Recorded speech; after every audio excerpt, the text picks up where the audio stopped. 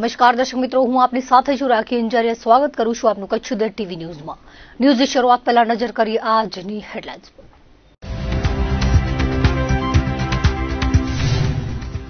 New યરની પાર્ટીમાં છાટો પાણીના મનસૂબા પર પોલીસે ફેરવ્યું પાણી. પડાણામાંથી દારૂનો જથ્થો ઝડપાયો. 2 આરોપીઓની પોલીસે કરી ધરપકડ.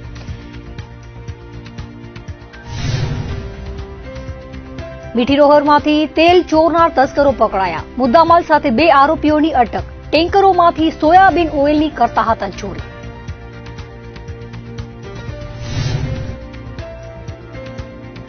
ભૂશહેરની પડતર સમસ્યાઓ ઉકેલવા ધારાસભ્ય આવ્યા મેદાને. રેલવે સ્ટેશન સમીપે ગટરની સમસ્યા ઉકેલવા કવાયત. કૃષ્ણાજી પુલની પણ લીધી મુલાકાત. કચ્છમાં કાતિલ ઠંડીનો દોર યથાવત. બર્ફીલા વાયરાએ ઠારની તીવ્રતા વધારી. દિવસે પણ ગરમ કપડાં લપેટવાની કચ્છવાસીઓને પડી ફરજ. ગાંધીધામ તાલુકાના પડાણામાં લાકડાના બેનસામાં દારૂનો જથ્થો ઉતારવામાં આવ્યો હોવાની બાતમી મળી હતી, જેના આધારે પોલીસે દરોડો પાડ્યો હતો, જેમાં 13 લાખનો શરાબ ઝડપાયો હતો. બી ડિવિઝન પીઆઈના માર્ગદર્શનમાં સર્વેલન્સ સ્ટાફના કર્મચારીઓ પેટ્રોલિંગમાં હતા. તે દરમિયાન મેઘપર બોરીચીના ધર્મેન્દ્ર ચૌધરીએ પડાણા આદિત્ય આર્કેડ પાછળ આવેલા આકાશ એન્ટરપ્રાઇઝ નામના બંધ પડેલ લાકડાના બેનસામાં દરોડો પાડ્યો હતો, જેમાં ટ્રેલર વાહનમાં ચોખાની આડસમાં વિદેશી દારૂ સગે વગે કરતા 2 ડ્રાઈવર પકડાયા હતા. ટ્રેલર અને ઓરડીમાંથી દારૂ કબજે કરાયો હતો, જેમાં રોયલ ચેલેન્જ ક્લાસિક પ્રીમિયમ વિસ્કીની 432 bottle, all season gold collection વિસ્કીની 600 બોટલ, બ્લેક બકાડી ઓરિજિનલ પ્રીમિયમની 348 બોટલ, સિગ્નેચર વિસ્કીની 204 બોટલ, ટુ બર્ગ બિયરના 216 ટીમ સહિતનો મુદ્દામાલ કબજે કરાયો હતો. આ ઉપરાંત 24 લાખના ચોખાની 980 બોરી, 20 લાખનું ટ્રેલર અને 2 મોબાઈલ સાથે 57,13,144 રૂપિયાનો મુદ્દામાલ કબજે કરાયો હતો. પોલીસે દારૂ સાથે ડ્રાઈવર હરિયાણાના સુનિલ સત્તવીર અને મહિપાલ બલવીરને પકડ્યા હતા, જ્યારે અન્ય 5 આરોપીઓ માલ મંગાવનાર મેઘપર બોરીચીના ધર્મેન્દ્ર ચૌધરી, પ્રશાંત ચૌધરી, માલ મોકલનાર હરિયાણાનો દીપક, મદદગારી કરનાર સીટુ, વિષ્ણુ ચૌધરી મળી આવ્યા ન હતા, જેથી બી ડિવિઝન પોલીસમાં ગુનો દાખલ કરવામાં આવ્યો છે. જિલ્લામાં કેબલ ચોરીની સાથે ડીઝલ ચોરીની ઘટના પણ વધી રહી છે. તેવામાં તસ્કરો સામે કાયદાકીય ગાડીઓ વધુ મજબૂત રીતે કસાય તે માટે પૂર્વ કચ્છ પોલીસે ખાવડાના ઇસમો સામે ડીઝલ ચોરીના ગુનામાં ઓર્ગેનાઇઝ ક્રાઇમની ભારે કલમનો ઉમેરો કરાવ્યો છે. કચ્છમાં પ્રથમ વખત આ પ્રમાણે કેસ દાખલ થયો છે. આ અંગેની વિગતો મુજબ એલસીબીને બાતમી મળી હતી કે વાગડ વિસ્તારમાં ડીઝલ ચોરી કર્યા બાદ ગેંગના માણસો ડીઝલ આપવા માટે આધોઈમાં આનંદ ઉર્ફે પપ્પુ બાબુ પાયડાના ઘરે આવ્યા છે અને ડીઝલની લેતી દેતી કરી રહ્યા છે, જેથી દરોડો પાડતા ઘર પાસે વાડામાં 5 માણસો મળી આવ્યા હતા. બાવળની વાડ પાસે ડીઝલ ભરેલા કેરબા મળી આવ્યા હતા. તપાસ કરતા સામખિયાળી, ભચાઉ, લાકડીયા અને રાપર પોલીસમાં નોંધાયેલા ગુના ઉકેલાયા હોવાનું સામે આવ્યું હતું. પોતાના નાણાકીય ફાયદા માટે ગેરકાયદે રીતે ભેગા થઈ વારંવાર ડીઝલ ચોરીના ગુનાને અંજામ આપતા હોવાથી ભારતીય ન્યાય સંહિતાની કલમો મુજબ સંગઠિત ગુનાની ભારે કલમનો ઉમેરો કરાયો છે. પોલીસે આણંદ સાથે માધાપરમાં અસલમ ઉર્ફે અનવર, કમાલભાઈ સમા, નાના દિનારાના રજા કલીમ અહમદ સમા, અજીજ સિદ્દીક સમા, મોટા બાંધાના બિલાલ ઓસમાન સમાની અટકાયત કરી છે, જ્યારે નાના દિનારાના મસ્જિદ તૈયબ સમા અને બકર રમજાન સમાના નામ ખુલ્યા છે. 690 લીટર ડીઝલ, 5 મોબાઈલ, ડીઝલ કાઢવાની લાઈન અને સ્વિફ્ટ ગાડી કબજે કરાઈ હતી. આરોપીઓ રાતના સમયે હાઈવે તથા કોઈની માલિકીની જગ્યા પર પાર્ક કરેલા ટ્રક વાહન પર રેકી કરી પોતાનું વાહન બાજુમાં રાખી ડીઝલની ટાંકી ખોલી તેમાંથી ડીઝલ કાઢી કેરબા ભરી લેતા હતા, જેથી ગુનો દાખલ કરવામાં આવ્યો હતો. પૂર્વ કચ્છમાં સેંકડો કંપનીઓ અને ઓઇલ મિલોના કારણે અહીંથી ટેન્કરોમાં તેલ ભરીને અન્ય શહેરોમાં સપ્લાય કરવામાં આવે છે, પરંતુ કેટલાય શખ્સો આ ટેન્કરોના ડ્રાઈવરોને ફોડી લઈ રસ્તામાં તેમાંથી તેલ ચોરી લે છે. બાદમાં સ્થાનિક વેપારીને વેચી દેવામાં આવે છે. થોડા પૈસા માટે આચરાતા કૃત્યમાં કેટલાક પોલીસ કર્મચારીઓ પણ સામેલ હોય છે. તેવામાં વધુ એકવાર એલસીબીએ ટેન્કરોના ડ્રાઈવરોને ફોડી લઈ તેલ ચોરી કરવાના કારસાનો પર્દાફાશ કર્યો છે. જેમ ડીઝલ ચોરો સામે ઓર્ગેનાઇઝ ક્રાઇમનો ગુનો દાખલ કરાયો, તેમ હવે તેલ ચોરો સામે પણ લાલ આંખ કરવી જરૂરી બની છે. એલસીબીએ રાપર તાલુકાના ભીમાસર ભટુગિયાના હાલે લીલાશા કુટિયામાં રહેતા મુકેશ મહારાજ અને મૂળ યુપીના અને હાલે કાર્ગોમાં રહેતા રાજેશ રાજપૂતને ઝડપી લેવામાં આવ્યા હતા, જેમાં આરોપીઓએ પોતાના અંગત ફાયદા માટે હાઈવે પર પસાર થતા અલગ અલગ ટેન્કરના માલ ચાલકોને ફોડી લઈ તેમની પાસેથી 385 લીટર સોયાબીન કિંમત ₹34,650 તથા 2 લાખની અલ્ટો કાર અને 20,000ના 2 મોબાઈલ કબજે કરવામાં આવ્યા હતા. તપાસમાં સામે આવ્યું હતું કે વરસામણીને પંકજ નટુભાઈ ઠક્કરને આ તેલ વેચવાનું હતું, જેથી તેની સામે પણ ગુનો દાખલ કરાયો છે. બી ડિવિઝન પોલીસે ગુનો દાખલ કરી તપાસના ચક્રો ગતિમાન કર્યા છે. જિલ્લા મથક ભુજના લાંબા સમયથી વણુકેલાયેલા પ્રશ્નોને હલ કરવા હવે ભુજના ધારાસભ્ય કેશુભાઈ પટેલે મોરચો સંભાળ્યો છે. હાલે કચ્છ પ્રવાસ અને સિઝન પૂર બહારમાં ખીલી ઉઠી છે, ત્યારે ભુજના રેલવે સ્ટેશન પર દરરોજ મોટી સંખ્યામાં પ્રવાસીઓ કચ્છ આવી રહ્યા છે. રેલવે સ્ટેશનની બહાર ઉભરાતી ગટરની સમસ્યાનો લાંબા સમયથી કોઈ ઉકેલ આવ્યો નથી, જેથી પ્રવાસીઓ કચ્છની ખોટી છાપ સાથે લઈને જાય છે. આજે ભુજના ધારાસભ્ય કેશુભાઈ પટેલે પ્રાંત અધિકારી અનિલ જાદવ, નગરપાલિકાના ચીફ ઓફિસર જીગર પટેલ સાથે સ્થળ પર જઈ રેલવેના ઉચ્ચ અધિકારીઓ સાથે ગટરની સમસ્યાને કાયમી ઉકેલ માટે મનોમંથન કર્યું હતું. રેલવે સ્ટેશનની આસપાસના વિસ્તારમાં ઉભરાતી ગટરની સમસ્યા લાંબા સમયથી સરદર્દ સમાન બની છે. આ વિસ્તારમાં ગટર લાઇનને ડાયવર્ટ કરવા મુદ્દે લાંબા સમયથી ચાલી રહેલી મડાગાંઠને ઉકેલવા ધારાસભ્યએ વહીવટીતંત્ર અને રેલવે સાથે સંકલન કરી ઉકેલના પ્રયાસો હાથ ધર્યા છે. આ ઉપરાંત ધારાસભ્ય ભુજની શોભા સમાન હમીરસર તળાવ પાસે કૃષ્ણાજી પુલને નવો બનાવવાની અટકી પડેલી પ્રક્રિયાને આગળ ધપાવવા સ્થળની મુલાકાત કરી હતી અને સુધરાઈ તંત્ર સાથે તેનો ઉકેલ આવે તે માટે પ્રયાસો કર્યા હતા. ઘણા સમયથી ભુજની જે રીતે ડ્રેનેજ સિસ્ટમ એ ક્યાંક ને ક્યાંક જે પાણીનો નિકાસ થવો જોઈએ નથી થતો અને આખા ભુજમાં એ પાણી ડ્રેનેજનું બહાર નીકળે છે. મિટિંગો થઈ, અનેક વખત ચર્ચા થઈ. જ્યારે 15 દિવસ પહેલાં કલેક્ટર કચેરીએ, નેશનલ હાઈવે, રેલવે વિભાગ, એવિએશન મતલબ એરપોર્ટ વિભાગ, આ દિશા નામ એક મિટિંગ હતી. એમાં ચર્ચા થઈને મેં આ પ્રશ્ન ઉપાડ્યા કે જે રીતે ભુજને નવી ડ્રેનેજ લાઇન પડે છે, હવે રેલવે સ્ટેશનથી ક્રોસ કરવું પડે જેના પાટા હોય ત્યાંથી, એટલે મંજૂરી માગી હશે. એના ટેકનિકલ રેલવે પણ એ નામંજૂરી કરી, હમણાં પરમ દિવસે કાગળ આવ્યો. તો આનો ઉકેલ નહીં આવે ત્યાં સુધી ભુજની જે વ્યવસ્થા છે ડ્રેનેજની, એ હું માનું છું ત્યાં સુધી પદ્ધતિસર નહીં થાય.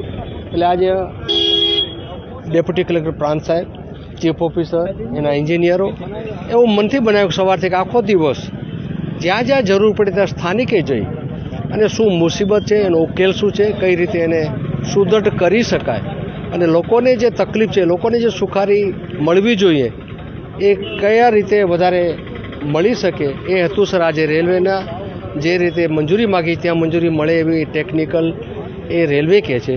તો આપણે એમ કંઈ ક્યાંથી આપી શકો તમે, અમને આપો ત્યાંથી માગીએ.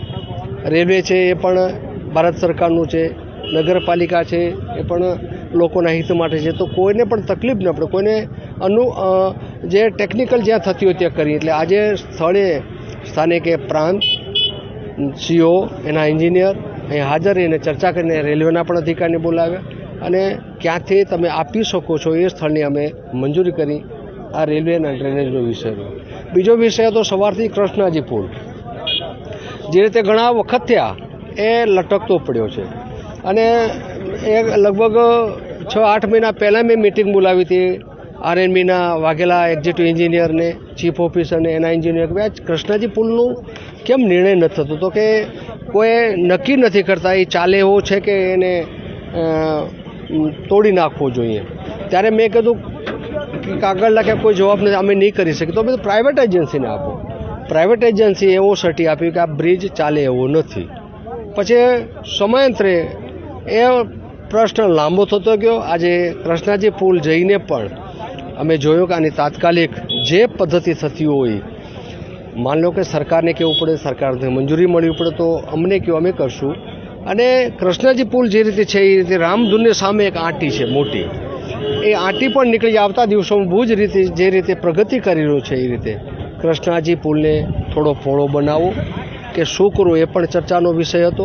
એ ટેકનિકલ પાસા જોઈ લેશું અને ખાસ કરીને રામધૂનની સામે જે આંટી છે, ખૂણો છે, એ ખૂણાને રાઉન્ડ કરી, ગોળ કરી અને રોડ પણ પહોળો થાય અને સુશોભન પણ થાય.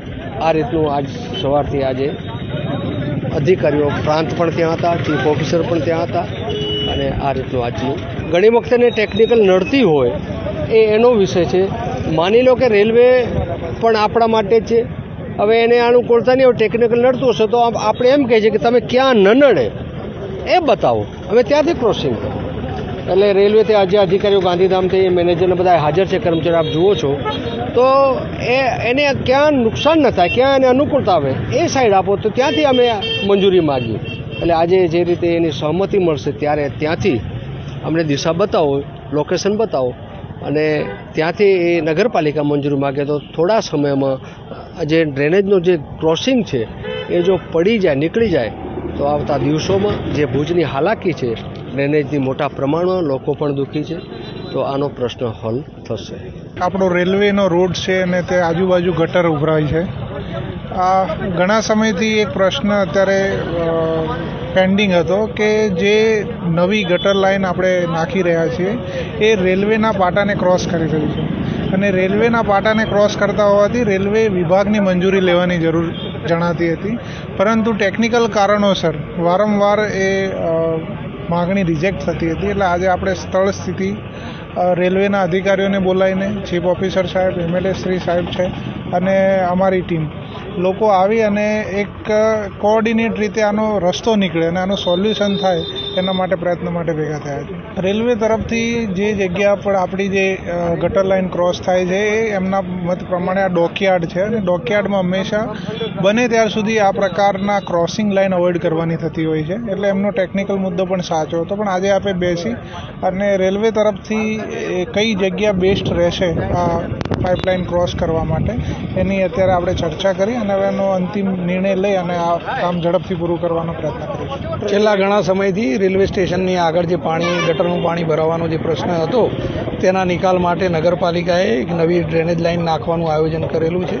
જે ડ્રેનેજ લાઇનના રેલવે ક્રોસિંગ માટેની નગરપાલિકાએ અરજી કરી હતી, તેમાં તે ક્વેરી આવેલી છે. તે ક્વેરીના નિકાલ માટે આજે ધારાસભ્ય શ્રી પ્રાંત સાહેબ, નગરપાલિકાના એન્જિનિયર તેમજ રેલવેના એન્જિનિયર તે ઉપસ્થિત રહ્યા હતા, અને જે જોગવાઈઓ છે રેલવેની એ જોગવાઈઓને ધ્યાને રાખી અને કઈ રીતે મંજૂરી મળી શકે છે તે માટે આજે ચર્ચા કરવામાં આવી હતી, અને ધારાસભ્યશ્રી દ્વારા ઉચ્ચ કક્ષાએ પણ આ મંજૂરી મળે તે માટે જરૂરી રજૂઆત કરવામાં આવી હતી. આ મંજૂરી મળેથી ટૂંક સમયમાં ડ્રેનેજનો પ્રશ્ન સોલ્વ થશે. એ તેમના નોર્મ્સ પ્રમાણેની તેમણે જોગવાઈઓની સૂચના આપેલી છે, પણ તેમ છતાં જે રેલવેના ટેકનિકલ કારણોને ધ્યાને રાખી અને આ કામગીરી કઈ રીતે થઈ શકે તેમ છે તે માટે આયોજન કરવામાં આવેલું છે. ભુજ શહેરમાં આ ડ્રેનેજ લાઇન નાખવાથી મોટાભાગના રેલવે સ્ટેશનના જે પ્રશ્નો છે એ મોટાભાગના પ્રશ્નો સોલ્વ થઈ જશે. ઉત્તર ભારતના પહાડી વિસ્તારોમાં થતી બરફવર્ષાની અસરથી કચ્છમાં ઠાર યથાવત રહ્યો છે. 20 કિલોમીટર પ્રતિ કલાકની ઝડપે ફૂંકાયેલા ઉત્તરાધાર ડંખીલા પવનોથી કચ્છમાં કાતિલ ઠંડીનું મોજું ફરી વળ્યું છે. જિલ્લામાં વિતેલા 48 કલાક દરમિયાન લઘુત્તમ તાપમાનમાં સામાન્ય વધારો થયો છે, છતાં ઠંડા પવનના કારણે લોકોને ઠારથી રાહત મળી નથી. દિવસભર ફૂંકાતા શીત પવનની અસરથી લોકોને દિવસે પણ ગરમ કપડામાં લપેટાઈ રહેવાની ફરજ પડી હતી. કચ્છના શીત મથક નલિયામાં આજે લઘુત્તમ તાપમાન 8 ડિગ્રી રહ્યું હતું. નલિયા રાજ્યના સૌથી ઠંડા મથકના સ્થાને મોખરે રહ્યું છે. જિલ્લા મથક ભુજમાં 12 અને કંડલામાં 14.4 ડિગ્રી લઘુત્તમ તાપમાન રહ્યું હતું, જ્યારે જિલ્લાના તમામ મથકો પર મહત્તમ તાપમાન 26 થી 27 ડિગ્રીની આસપાસ રહ્યું હતું. હવામાન વિભાગે આગામી સપ્તાહ સુધી ઠંડીનો પ્રભાવ યથાવત રહેવા સાથે તાપમાનમાં સામાન્ય વધારો ઘટાડો થવાનો દોર કાયમ રહેશે તેવી આગાહી કરી છે. છેલ્લા 5 વર્ષમાં રક્તપિત્તનો કેસ નોંધાયો હોય તેમ જિલ્લાના ગામોમાં રક્તપિત્તના દર્દીઓને શોધવા માટે 12 થી 21 ડિસેમ્બર સુધીમાં સઘન રક્તપિત્ત દર્દી શોધ અભિયાન શરૂ કરવામાં આવ્યું છે. કચ્છના 10 તાલુકામાં 93 ટીમ દ્વારા ડોર ટુ ડોર સર્વે કરીને પરિવારોના સભ્યોના શરીર પર રક્તપિત્તના લક્ષણો છે કે નહીં તેની તપાસ કરીને શંકાસ્પદ દર્દીઓને શોધીને તેની લેબોરેટરી તપાસ સહિતની કામગીરી કરાશે.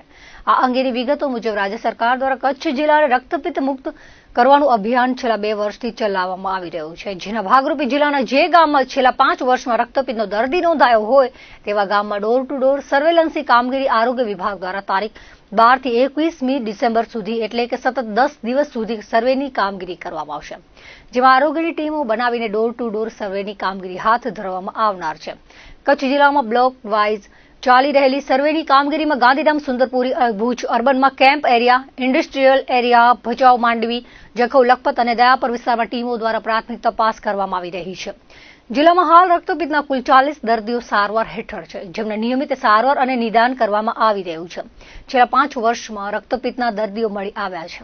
આથી આવા ગામોમાં રક્તપિત્તના દર્દીઓ શોધવા માટે સર્વેની કામગીરી સતત 10 દિવસ સુધી કરવામાં આવશે. તેમાં દરેક ઘરના સભ્યોના શરીરની ચામડી ઉપર આછું ઝાંખું આશ પડતું બહેરાશવાળું ચાઠું જોવા મળે તો તેવા શંકાસ્પદ દર્દીઓને શોધીને તેમનું નિયમ અનુસાર લેબોરેટરી ટેસ્ટિંગ સહિતની કામગીરી કરવામાં આવશે. જો લેબોરેટરી ટેસ્ટિંગમાં રિપોર્ટ પોઝિટિવ આવે તો નિયત કરેલી સારવાર શરૂ કરવામાં આવશે. દર્દીને તમામ પ્રકારની સારવાર નિઃશુલ્ક પ્રદાન કરવામાં આવી રહી છે.